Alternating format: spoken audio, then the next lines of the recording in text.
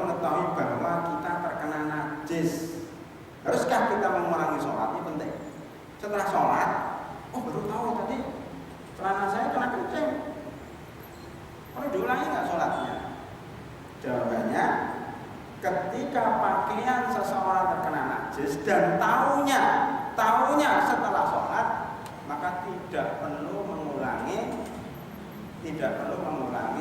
sholat. Kalau tahunya pas rakaat terakhir bagaimana? Ya sudah, dibuka celananya ketika pas rakaat terakhir itu. Dalilnya apa? Dalilnya adalah kejadian yang diriwayatkan oleh Abu Sa'id Al-Khudri radhiyallahu anhu. Beliau mengatakan, ketika kami sedang sholat bersama Nabi Muhammad sallallahu alaihi wasallam, tiba-tiba saya melihat Rasulullah sallallahu alaihi wasallam melepas sandalnya. Kira-kira pada rakaat kedua. Para sahabat yang sholat pun ikut melepas sandal. Ini menunjukkan bahwa sunnahnya sholat itu sekali-kali pakai sandal. Sudah kita bahas kemarin. Seusai sholat, beliau bertanya, wahai sahabatku, kenapa kalian melepas sandal? Mereka menjawab, ya Rasulullah, karena kami melihat engkau melepas sandal, maka kami pun melepas sandal. Kata Rasulullah, wahai sahabatku, Jibril memberitahukan kepadaku bahwa di kedua sandalku ada najis. Jika salah seorang di kalian datang ke masjid, hendaknya membalikkan sandalnya dan melihatnya. Jika ada benda najis, gosokkanlah ke tanah, barulah kemudian dipakai untuk sholat. Jadi kalau tempat sandalnya itu dalam masjid, itu baiknya sandalnya diambil, dilihat kanan kirinya, maksudnya belakangnya, digosok-gosokkan begitu baru dibawa ke masjid. Itu sunahnya seperti itu. Sekarang bagaimana hadis ini menunjukkan apa? Hadis ini menunjukkan bahwa Rasulullah Shallallahu Alaihi Wasallam sholat dengan najis, karena sandalnya ada najisnya. Sekarang celana kita, baju kita ada najisnya. Ketawanya baru rakaat kedua, ketawanya baru di tengah sholat.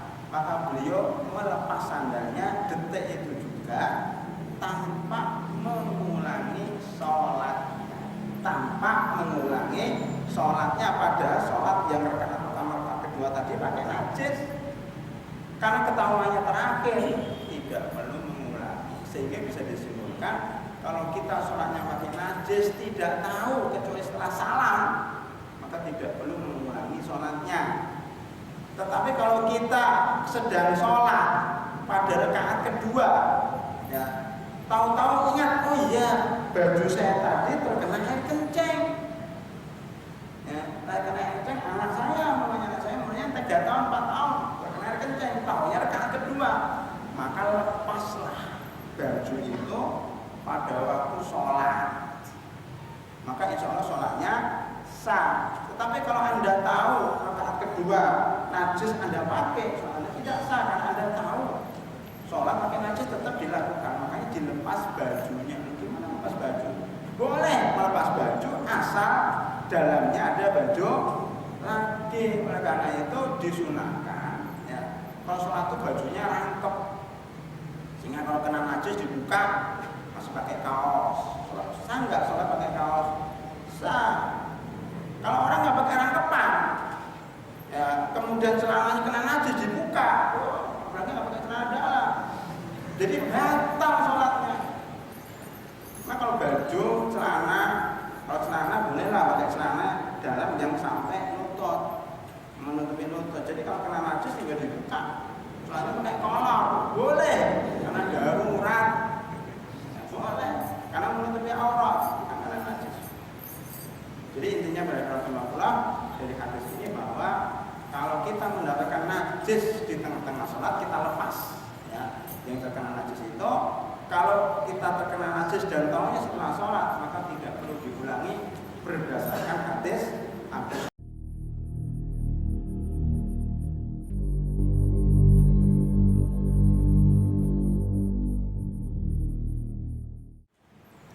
Bismillahirrahmanirrahim. Assalamualaikum warahmatullahi wabarakatuh. Alhamdulillahirabbil alamin.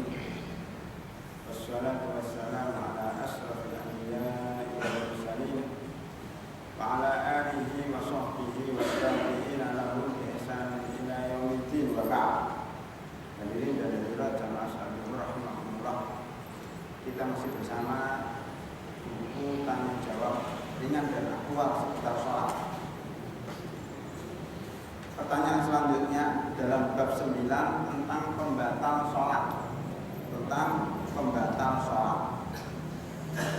Apakah sah sholat seseorang yang mengenakan celana yang terkena percikan air kencing, baik disengaja maupun tidak disengaja?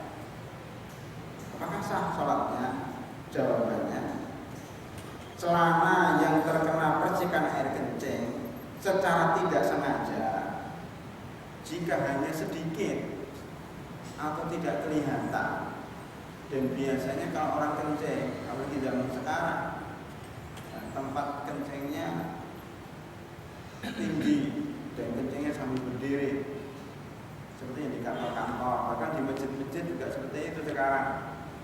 Maka kemungkinan besar itu terkena.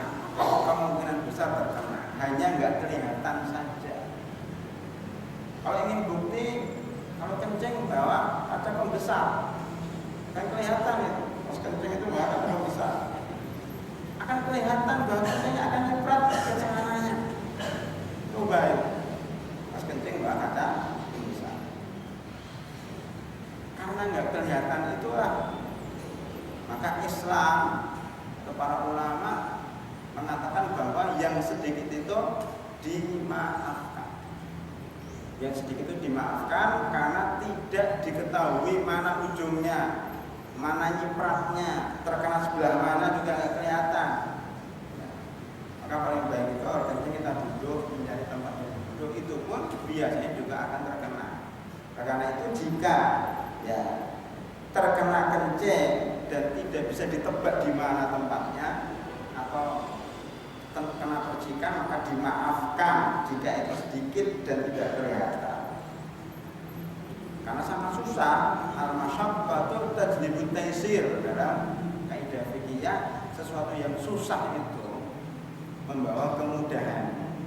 Kata Imam Syafi'i, al-amru idza dhaqa ittasa'a wa idza tasa'a dhaqa. Segala sesuatu itu kalau sempit itu jadi lebar, jadi luas. Kalau luas jadi sempit. Maksudnya gimana? Kalau dalam keadaan sempit, dalam keadaan darurat, dalam keadaan susah untuk ditebak, susah untuk dicari, maka dimaafkan. Tapi kalau bisa dan kelihatan, maka hukumnya jadi ketat, jadi sempit. Maka disampaikan kalau itu nggak kelihatan dan tidak sengaja, dimaafkan dan sah sholatnya. Tetapi kalau kelihatan jelas-jelas kencingnya ceprat, ya, kelihatan jelas dan ada bekasnya, maka tidak sah sholatnya karena jelas-jelas terkena kencing dalam bentuk yang banyak dan jumlah yang banyak. Apalagi kalau sengaja, iseng gitu. Sekali-kali saya sholat pakai terkena air kencing, nah iseng dia dikencingin, itu nggak sah. Walaupun cuma prik sedikit, tapi kalau sengaja nggak sah karena jelas-jelas dia sengaja. Maka di sini dimaafkan adalah jika tidak sengaja dan sedikit dan tidak bisa diteliti sebelah mana, susah dihindari. Al-amru idza dhaqa ittasa, idza dhaqa al-amru ittasa. Tetapi jika sengaja atau dalam jumlah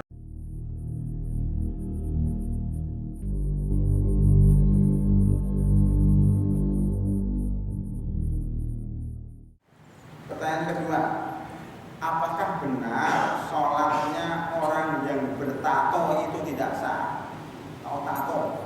Tato itu adalah ya, gambar ya, yang digambar di atas tubuh, mengukir sesuatu di atas tubuh. Ya, mungkin lengannya, mungkin pinggangnya, mungkin lehernya, mungkin punggungnya. Itu sekarang banyak orang-orang, anak-anak muda. Mudah-mudahan anak-anak Islam tidak dibertato. Nanti Ustaz saya dicek satu-satu, semua bajunya ada tato enggak? Ada tato, itu harus dibersihkan. Nah, sah enggak sholat yang bertato seperti ini? Banyak yang dulunya preman, dulunya artis, ya itu rata bertato mereka. Kalau sudah taubat ya, dan ingin sholat, bagaimana? Hukumnya sholatnya itu masih bertato itu. Kita rinci. Kalau membuat tatonya itu dengan bahan yang suci, jadi ketika membuat garis-garis di kulit itu dengan bahan yang suci, dengan tinta yang suci, maka sholatnya sah walaupun dia bertato. Tetapi kalau bahan daripada tato itu adalah najis, ada campuran air kencingnya, ada campuran kotoran ya babi atau kotoran anjing dan sebagainya, kan ada obat-obatan sekarang yang terbuat dari pankreas, ya ada kosmetik yang terbuat dari pankreas babi, pankreas bayi, kan banyak sekali kosmetik itu. Tato kemungkinan besar juga ada campuran yang najis. Nah kalau najis, campurannya najis membuat tato itu berarti tidak sah sholatnya karena bercampur dengan najis.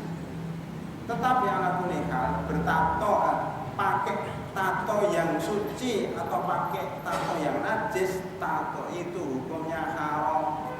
Jadi ada dua hukum, hukum sholat dengan bertato. Kalau suci sah, kalau tidak suci tidak sah. Itu yang pertama. Hukum kedua, menggunakan tato itu boleh atau tidak? Jawabannya haram.